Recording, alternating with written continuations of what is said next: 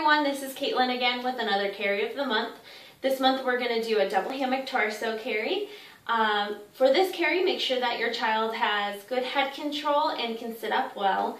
But we're going to go ahead and get started, and I'm going to use Midori for this carry. So I've started my wrap anywhere from 8 to 12 inches longer on one side, and I already have her seat tucked because she is kind of difficult to reach on my back.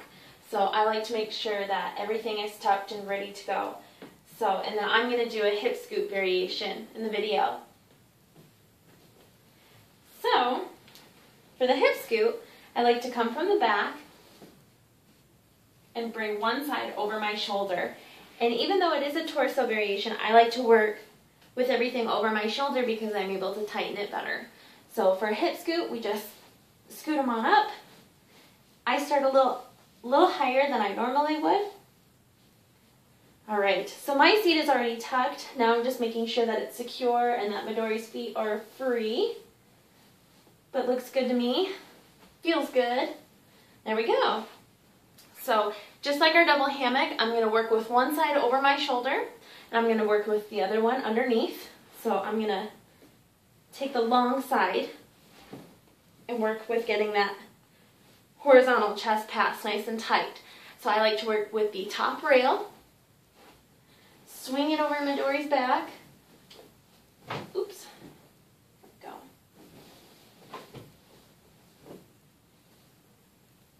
Make sure I free her feet and pull that slack out.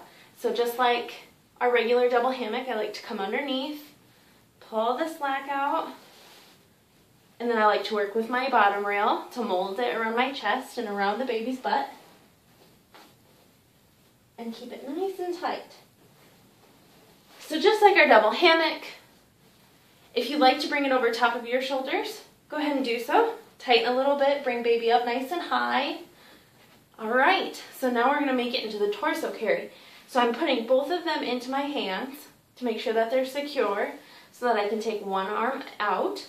And I'm gonna grab it immediately. It's close under my armpit here. And then I'm gonna store it and go ahead and do the same thing on this side. Okay, now you can really squeeze it here, make it nice and tight if you need to. Making sure Midori's feet still look good and that her seat is still tucked. Everything looks good. Now, this is an option that you can do. I like to tie a knot at my chest. You can just twist it if you'd like. If you like the knot, keeps things a little more secure. And I'm not super busty, so sometimes this helps keep the knot in place as well. Keep these passes up nice and high, just like that. And then, just like our ruck, we're gonna bring them over the top of the knee. We're gonna come over on the other side and bring it underneath the other leg. Just like so. We're gonna do that same thing on the other side. You can reinforce these passes if you'd like. Since we already have 2 layers and we're in this lovely humidity and heat, I think two passes is plenty.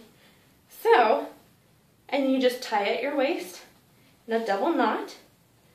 I'm tying in tippy tails here. And that is it.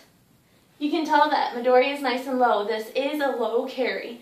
If it's feeling too low, if it gets too far down, it may be too loose. So just keep practicing, and that's it.